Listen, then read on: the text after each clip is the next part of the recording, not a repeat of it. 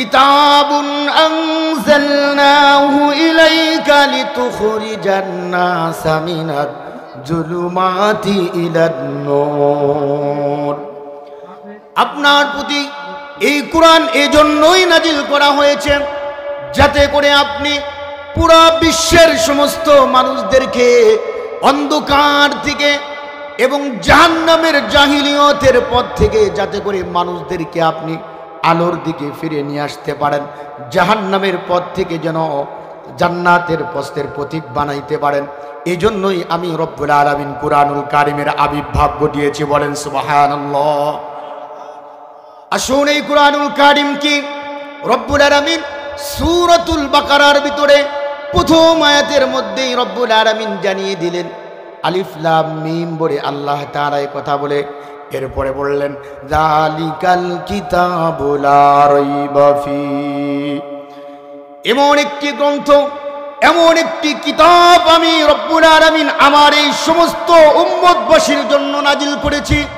এই কিতাবটা এমন, কিতাবের ভিতরে ভুল তো দূরের কথা, এই কিতাবের মধ্যে সন্দেহ পরিমাণ থাকে না। বলেন সুবহানাল্লাহ। পৃথিবীর মধ্যে যতগুলো কিতাব রব্বুল আলামিন নাজিল করেছিলেন 104 খানা সহিফা মিলে 104 খানা কিতাব এসেছিল। 104 খানা কিতাবের মধ্যে 4টি কিতাব হলো রব্বুল আলামিনের কাছে সবচেয়ে বড়। বলেন ঠিক না বেঠিক? তাওরাত, জবুর, ইনজিল, কুরআন, এই সমস্ত কিতাবের মধ্যে কোনো জায়গায় লেখা ছিল না এটা এমন একটি কিতাব যেই কিতাবের মধ্যে ভুল তো দূরের কথা, সন্দেহ পরিমাণ নাই।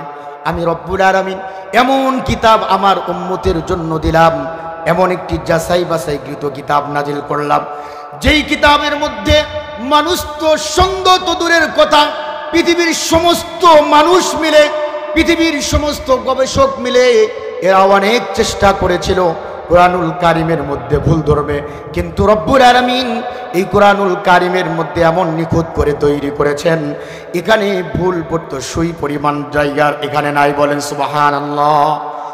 এমন আল্লাহ তাআলা চ্যালেঞ্জ ছুড়ে দিলেন এই সূরার শুরুতে, এমন একটি কিতাব পেয়ে, নির্ভুল একটি কিতাব পেয়ে আমরা খুশি না বেজার?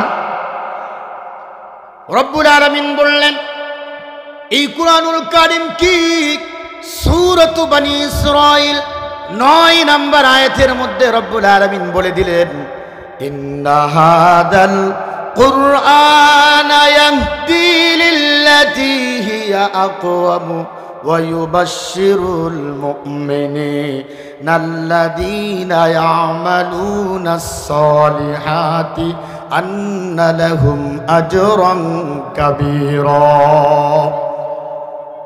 এই কিতাব এমন একটি কিতাব, এই কুরআনুল কারীম এমন একটি সত্যপথ, এমন একটি দিক নির্দেশনা রব্বুল আলামিন বলেছেন এই সর্বশ্রেষ্ঠ কিতাব। এটা হচ্ছে হেদায়েতের জন্য নূর রব্বুল আলামিন মানব জাতির জন্য করে দিলেন। কোন বান্দা যখন এই কুরআনুল কারীম পড়বে, এর উপর আমল করবে, কোরআনকে তার জীবনের মধ্যে সাজিয়ে নেবে, তাদের সম্পর্কে রব্বুল আলামিন বলেন যারা এর উপর বিশ্বাস স্থাপন করবে, তদা অনুযায়ী আমল করবে, রব্বুল আলামিন বলেন আজরান কাবীরা। আল্লাহ রব্বুল আলামিন ওই সকল কোরআন পড়নেওয়ালা, ওই সকল কোরআন ধারণ করনেওয়ালা সমস্ত বান্দাদেরকে জানিয়ে দেন আমি তাদের জন্য বিশাল বড় উত্তম পুরস্কারের ব্যবস্থা আমি রব্বুল আলামিন করে দিয়েছি। বলেন সুবহানাল্লাহ। কি পুরস্কার আল্লাহ তাআলা দিবেন? রব্বুল আলামিন বলেন ইন্নাল্লাযীনা আমানু ওয়া আমিলুস সালিহাতি কানাত লাহুম জান্নাতুল ফিরদাউসি নুজুলা।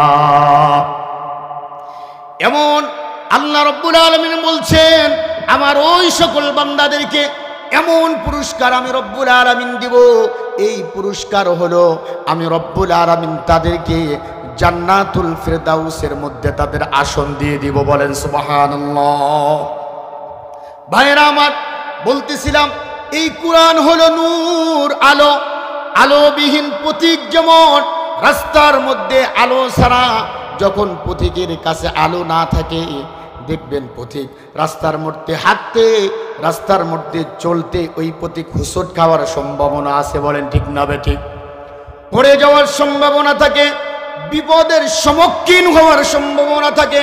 রব্বুল আলামিন বলে দিলেন, এই পথিক যখন আলো সারা রাস্তার মধ্যে হাঁটে, নিশ্চিত এই পথিকের বিপদের সম্মুখীন হওয়া লাগে।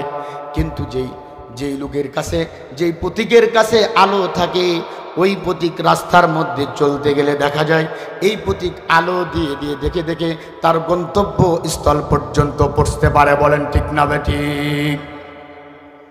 তদ্রূপ ভাবে এই কোরআন যার ভিতরে আছে, এই ব্যক্তি দুনিয়ার ভিতরে সমস্ত জাহিলিয়তের অন্ধকার থেকে দুর্বৃত করে দুনিয়ার জগৎ পাড়ি দিয়ে, কবরের জগৎ পাড়ি দিয়ে, হাসরের জগৎ পাড়ি দিয়ে, পুলসিরাত পাড়ি দিয়ে আল্লাহ রব্বুল আলামিনের জান্নাতুল ফেরদাউস পর্যন্ত পৌঁছে যায়, বলেন সুবহানাল্লাহ। ভাইরা আমার, এই কোরআন হলো আমাদের জীবনের সবচেয়ে বড় আলো।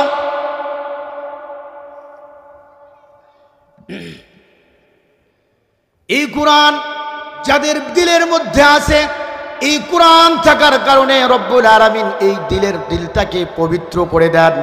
এই দিলের ভিতরে কোনো প্রকার অন্ধকার থাকে না। এই ব্যক্তি জানতে পারে কোনটা সঠিক, কোনটা বেঠিক, কোনটা জায়েজ, কোনটা না জায়েজ, বলেন ঠিক না বেঠিক? আজ আমরা আমাদের সমাজের মধ্যে এমন হাজার মানুষ পাওয়া যাবে কোরআন পড়তে পারে না, বলেন ঠিক না বেঠিক? আমাদের মধ্যে মনে হয় এমন মানুষ নাই? আছে? আওয়াজ দিয়ে বলেন, আছে? আমাদের সমাজের মধ্যে এমন অনেক মানুষ পাওয়া যাবে কোরআনুল কারীম পড়তে পারে কিন্তু পড়ে না। আছে না নাই? বছরের পর বছর চলে যায়, দিনের পর দিন চলে যায়, এই কোরআন ছাড়া মানুষের জীবনের কোনো মুক্তি হতে পারে না। রব্বুল আলামিন তার ব্যক্তিগত জীবনকে সাজানোর জন্য এই কোরআন দিয়ে দিলেন, কিন্তু আমাদের সমাজের মধ্যে এই কোরআনের আমল নাই। এই জন্য বিশ্বের সমস্ত নাস্তিক মুরতাদেরা আমাদের মুসলমানদেরকে ঈমান হরণ করে এই দুর্বলতার সুযোগ পেয়ে আমাদের যুব সমাজদেরকে কোরআন থেকে দূরে সরিয়ে দিয়ে সমস্ত মানুষদেরকে, সমস্ত ইহুদি মুশরিক নাস্তিকদের কালচারগুলো ঢুকিয়ে, তাদের কৃষ্টি কালচারগুলো আমাদের মধ্যে ঢুকিয়ে, ফেসবুকের মধ্যে অনলাইনের ভিতরে সময় ঘন্টার পর ঘন্টা, আমার এই স্বর্ণের যুবকগুলো ঘন্টার পর ঘন্টা ফেসবুক অনলাইনের মধ্যে পড়ে আছে, কিন্তু কোরআন পড়তে পারে না, বলেন ঠিক না বেঠিক? তাদেরকে নগ্ন গান দিয়ে, সমস্ত ভিডিও দিয়ে, সং দিয়ে, মুভি দিয়ে ওই নাস্তিকেরা মুসলিম সমাজদের সমস্ত চরিত্র হরণ করেছে, বলেন ঠিক না বেঠিক? আমরা আমাদের যুবক বলি এই সমস্ত সুপার পাওয়ার, এই ইমানি তেজি শক্তগুলো, ইমানদারগুলো, এদেরকে ষড়যন্ত্র করে বছরের পর বছর, দিনের পর দিন এই সমস্ত অনলাইনের মধ্যে তাদের সমাজগুলো, তাদের এই সময়গুলো নষ্ট করে তাদের দুনিয়া নিয়ে ভাবার চিন্তা হারিয়ে ফেলেছে, বলেন ঠিক না বেঠিক? এই জন্য প্রিয় ভাইরা আমার, আমাদের সচেতন থাকতে হবে। দেখেন, আপনাদেরকে একটা দৃষ্টান্ত দিলে আপনারা বুঝতে পারবেন এই কোরআন এমন একটি জিনিস। হযরতে উমর রাদিয়াল্লাহু তাআলার নাম আপনারা শুনেছেন? হযরত উমর রাদিয়াল্লাহু তাআলার নাম শুনে নাই এমন মানুষ কে আছেন? একটু হাতটা উঠান তো। কেউ নাই এখানে?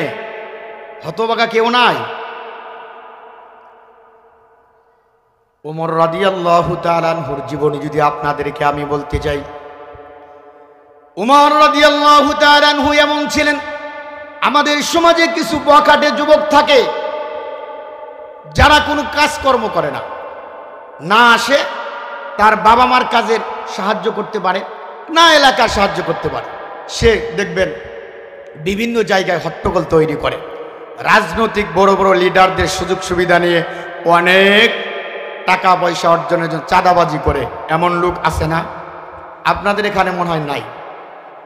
উমর রাদিয়াল্লাহু তাআলা আনহু ইসলাম ধর্মে আগে এমন একজন যুবক ছিলেন, এই বড় লম্বা ছিলেন, চুলগুলো কোকড়া ছিল, তার দেহ, তার শরীর দেখার ফলে মানুষ এমনিতে ভয় পাইত। আবু জেহেলের নাম আপনারা শুনেছেন? আবু জেহেল ছিল মক্কার সবচেয়ে বড় লিডার। এই আবু জেহেল উমর রাদিয়াল্লাহু তাআলা আনহুকে ওই ষড়যন্ত্র হযরত উমর রাদিয়াল্লাহু তাআলা আনহুর বাবার নাম হচ্ছে খাত্তাব। উমর তার এমন জীবন ছিল, সে অনেক এরকম বেহায়াপনা কাজের সাথে লিপ্ত ছিল। হযরত উমর রাদিয়াল্লাহু তাআলা আনহুকে একবার এই পর্যন্ত চলে গেল, সংক্ষেপ আমি করে দিলাম। আপনারা জানেন বিশ্বনবী সাল্লাল্লাহু আলাইহি ওয়াসাল্লাম যখন পৃথিবীর মধ্যে ইসলাম ধর্ম নিয়ে আসলেন, আসার পরে যখন নবুয়ত প্রাপ্ত হলেন, উমর রাদিয়াল্লাহু তাআলা আনহু সহ আবু জেহেল, উতবা, শাইবা এদের মাথা গরম হয়ে গেল। এক পর্যায়ে রাসূলুল্লাহকে মারার জন্য ষড়যন্ত্র তারা পাকিয়ে ফেলল, কিন্তু কোনো ষড়যন্ত্র যখন কাজ হলো না, এবার আবু জেহেল সমস্ত যুবকদেরকে ডেকে, সমস্ত এলাকার মানুষদেরকে ডেকে বলতেছে, দেখো আব্দুল্লাহর পোলা মুহাম্মদ আমাদের ধর্মকে চুন কালি মেরে দেওয়ার জন্য, আমাদের ধর্মকে শেষ করে দেওয়ার জন্য এমন একটি ধর্মর দাওয়াত নিয়ে এসেছে যে আমাদের বাপ দাদের ধর্মকে সে বিলুপ্ত করতে চায়। আবু জেহেল সমস্ত মুরব্বীদেরকে ডাক দিল, দেওয়ার পরে বলল, হে হে দুনিয়ার হে সকল এলাকাবাসী, তোমরা কি রাজি আছো যে তোমাদের বাপ দাদার ধর্মকে রক্ষা করবা? সকল মানুষ এক বাক্যে বলল, অবশ্যই। বলেন তো দেখি, আপনাদেরকে কেউ যদি বলে ইসলাম ধর্মের মধ্যে কোনো ব্যক্তি আঘাত দেয়, আপনারা কি বসে থাকবেন? নবীর বিরুদ্ধে যদি কোনো ব্যক্তি কটূক্তি করে, আপনারা কি ঘরে বসে থাকবেন? আপনাদের সমস্ত কাজগুলোকে বন্ধ করে নবীর প্রেমে, ইসলামের প্রেমে সকলে ঐক্যবদ্ধ হয়ে মাঠের মধ্যে আসবেন কি আসবেন না? আবু জেহেল বিশাল বড় এক ভাষণ দিল, দেওয়ার পরে বলল যে দেখো তোমাদের যুবকদের মধ্যে কে আসো এমন মুহাম্মাদের কল্লাটা আমার কাছে নিয়ে আসবা। আপনারা নাউজুবিল্লাহ যে জোরে বললেন না, আবার জোরে বলে, আরো জোরে বলেন নাউজুবিল্লাহ। কে ঘোষণা করেছে? আবু জেহেল। শুধু তাই এ বলে শান্ত হয় নাই, সে বলছে কোন যুবক যদি এখানে থাকো, কোন ব্যক্তি যদি থাকো যে হযরত মুহাম্মাদের কল্লা আমার কাছে নিয়ে আসবা, কেটে নিয়ে আসবা, তাহলে তাকে আমি 200 লাল উট দান করব। লাল উটের মক্কাতে সবচেয়ে বড় চাহিদা, অনেক দামি উট। 200 উট মানে সে ওই জামানার সবচেয়ে বড় ধনী, মানে ধনীদের মধ্যে। এবার ওমর রাদিয়াল্লাহু তাআলা আনহু দাঁড়িয়ে গেলেন। আবু জেহেল, তোমার প্রস্তাবে আমি রাজি আছি, বলো মুহাম্মাদের কল্লা কেন? হাজার মুহাম্মাদের কল্লা আমি এই প্রস্তাবে রাজি আছি, আমি নিয়ে আসবো। আবু জেহেল বলল, আমি এখানে আগেই ভেবেছিলাম তুমি ছাড়া এখানে কেউ কল্লা নিয়ে আসতে পারবে, কারণ সে ছিল ওই সময় সবচাইতে বড়। বড় কি আমাদের মধ্যে ডন বলে না, আমাদের মধ্যে কিলার বলে, আমাদের মধ্যে সবচাইতে কি ডাকাত যারা, এমন শ্রেণীর মানুষকে মানুষ কিন্তু ভয় পায়। এবার আবু জেহেল বলল, আমি তোমার মাধ্যমেই এই কাজটা হবে, এটা আমি আগেই জেনেছিলাম। তুমি যেহেতু বলেছো, যাও, তোমার প্রতি আমার আস্থা আছে, তোমাকে 200 উট দেওয়া হবে। এবার এই অফার পাওয়ার পরে উমর খুব খুশি। হাজার হাজার মানুষের কল্লা নিলাম, আর এই মুহাম্মাদের কল্লা আমি নিয়ে আসতে পারবো না। এরকম কথা বাড়িতে গিয়ে বউকে খুব গর্বের সাথে বলতেছে, আজকে তো বড় অফার পাইছি রে। বলে কি অফার? যে মুহাম্মাদের কল্লা নিয়ে আসার জন্য 200 উট সে ঘোষণা করেছে। বউ বলে, তুমি কি মুহাম্মাদকে চেনো না? মুহাম্মাদকে তো আমরা চিনি, মক্কার সবচাইতে চরিত্রবান, মক্কার সবচাইতে ভালো মানুষ। তুমি নাকি এই মুহাম্মাদের কল্যাণ নিয়ে আসবা? এ কাজ যদি করো তোমার উপর খুব ভয়ঙ্কর গজব আসবে। বলেন সুবহানাল্লাহ। তার বউ বুঝতে পেরেছিল যে মুহাম্মদ নামে যে নবী, ইনি আসলেই সত্য নবী, তার মুজিজা তখন প্রকাশ পেয়েছে। কিন্তু এবার উমর আর তার ঘুম হয় না, কখন যাবে মুহাম্মাদের কল্যাণে আসবে। অস্ত্র সেই রাত্রি থেকে ধার দিতেছে। সকাল হতে হতেই খোলা অস্ত্র নিয়ে মুহাম্মাদের দরবারে চলে। বলেন নাউজুবিল্লাহ। রাস্তার মধ্য থেকে যখন মুহাম্মাদের কল্যাণে আসার জন্য রাস্তার মধ্যে যখন চলতে লাগলো, খোলা তরবারি দেখে মানুষ আতঙ্ক হয়ে গেল, না জানি আজকে কি হয়েছে। বলেন এলাকার মধ্যে যদি কোনো বখাটে যুবক রামদাও নিয়ে রাস্তার মধ্যে দেখাইতে যায়, অনেক মানুষ এমন আছে প্রতিবাদ তো করে না, আরো ভয় লাগে। বলেন ঠিক না বে ঠিক? আমাদের সমাজে অন্যায়ের প্রতিবাদ করার মতো ইমানদার নাই, বলেন ঠিক না বেঠিক? তুমি যদি অন্যায়ের বিরুদ্ধে দাঁড়িয়ে যাও, তুমি যদি দাঁড়িয়ে যাবে একটা সমাজ, বলেন ঠিক না বেঠিক? আপনি সাহস করে যখন দাঁড়াবেন, দেখবেন অন্ধকার দূরভূত হয়ে গেছে, জালেমেরা পতন হয়ে গেছে, দেখবেন আপনার পাশে আরো 10 জন দাঁড়াবে, কিন্তু একজন ব্যক্তি সাহস করে দাঁড়াবে। এমন মানুষ সমাজে আছে না? গান বাজনা ইত্যাদি হচ্ছে, সমাজের মধ্যে নাটক হচ্ছে, সমাজের মধ্যে যাত্রা হচ্ছে, কালচার হচ্ছে, হিন্দুয়ানি প্রথা হচ্ছে, হিন্দুদের সংস্কৃতি হলো গান বাজনা ইত্যাদি, এগুলো দিয়ে এলাকার মধ্যে গজব নিয়ে আসতেছে। এগুলো দেখার পরেও এক শ্রেণীর মুরব্বীরা আছে, এক শ্রেণীর ইমানদার আছে, এরা দেখবেন বাধা দেয় না। আছে না ভাই? আপনি যখন বাধা দিবেন, আপনার পাশে পুরা সমাজ থাকবে, কিন্তু একজন মানুষ বাধা দেওয়ার মতো ইমানদার আমাদের সমাজে নাই, বলেন ঠিক না ঠিক? এই নাই দেখে আল্লাহ তাআলা আমাদের উপরে এত গজব দেয়। আল্লাহ তাআলা কোরআনের মধ্যে বলেছেন, তা'মুরুনা বিল মারুফ ওয়া তানহাউনা আনিল মুনকার, তোমরা সৎ কাজের আদেশ করবা, অসৎ কাজ থেকে নিষেধ করবা। এটা তোমাদের জন্য নফল না, এটা তোমাদের জন্য ফরজ, বলেন সুবহানাল্লাহ।